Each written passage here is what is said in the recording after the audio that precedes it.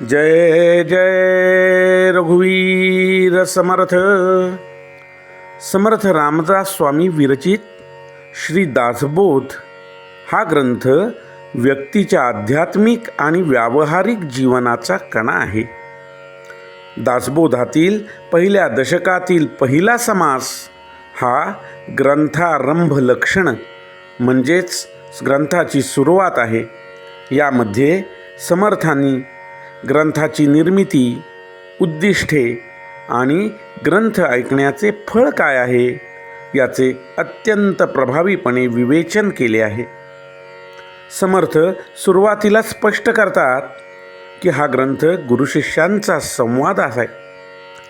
यामध्ये प्रामुख्याने भक्तिमार्ग सांगितलेला आहे. केवळ कोरडे ज्ञानच नाही तर नवविधा भक्ती, वैराग्य, अध्यात्माचे सखोल निरूपण यामध्ये आहे.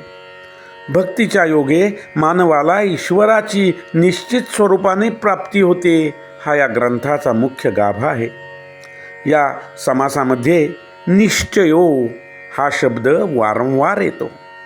समर्थांनी यामध्ये शुद्ध ज्ञान, आत्मस्थिती, मोक्षप्राप्ती, विदेहस्थिती आणि सर्वात महत्त्वाचे म्हणजे मी कोण यासारख्या गहन विषयांचा निश्चय दिलेला आहे. दासबोध हा केवळ चर्चेचा ग्रंथ नसून तो एक अनुभवाचा आणि खात्रीचा ग्रंथ आहे. समर्थांनी हा ग्रंथ स्वतःच्या कल्पनेतून लिहिलेला नाही तर त्याला वेद, उपनिषदे, श्रुती आणि विविध स्वरूपाच्या गीता की ज्यामध्ये शिवगीता, रामगीता, भगवद्गीता आदींचा आधार दिलेला आहे. परंतु या सगळ्यांपेक्षाही खूपच महत्त्वाचे प्रमाण म्हणजे समर्थ म्हणतात आत्मप्रचिती, स्वतः अनुभव घेऊन मगच या ग्रंथाविषयी आपले मत मांडावे असंही समर्थ सांगतात. शास्त्र आणि अनुभव यांची सांगड घातल्यामुळे या ग्रंथाला अनुभव ग्रंथ असेही म्हटले जाते.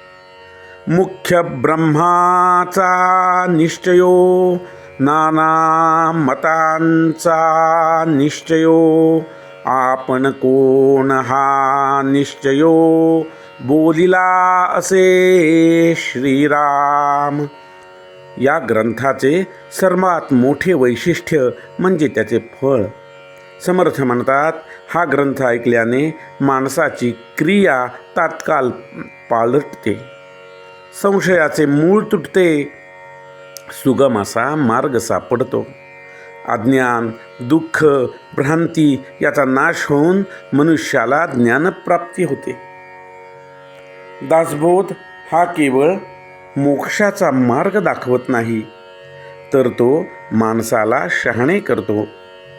अवलक्षणी माणसे सुलक्षण होतात, आळशी माणसे प्रयत्नवादी होतात, मूर्ख लोक अतिशय दक्ष आणि चतुर असे होतात.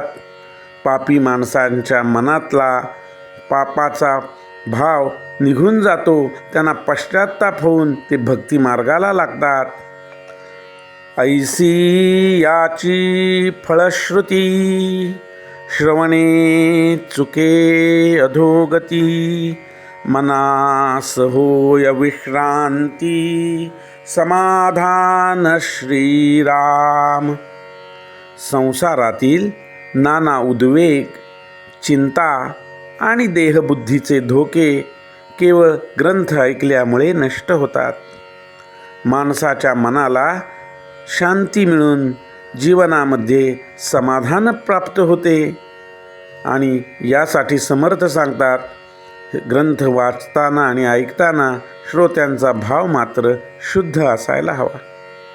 थोडक्यात सांगायचे म्हटले तर दासबोधाचा पहिल्या दशकातील हा पहिला समास वाचकाला या महान ग्रंथाच्या अंतरंगामध्ये प्रवेश करण्याची गुरुकिल्ली देतो. हा ग्रंथ परमार्थाबरोबरच माणसाला उत्तम अशी जगण्याची कला शिकवतो. हा एक समृद्ध असा जीवन ग्रंथ आहे आणि यामुळे समर्थांनी या प्रथम दशकातील पहिल्या समासामध्ये ग्रंथाचे प्रयोजन स्पष्ट केले आहे.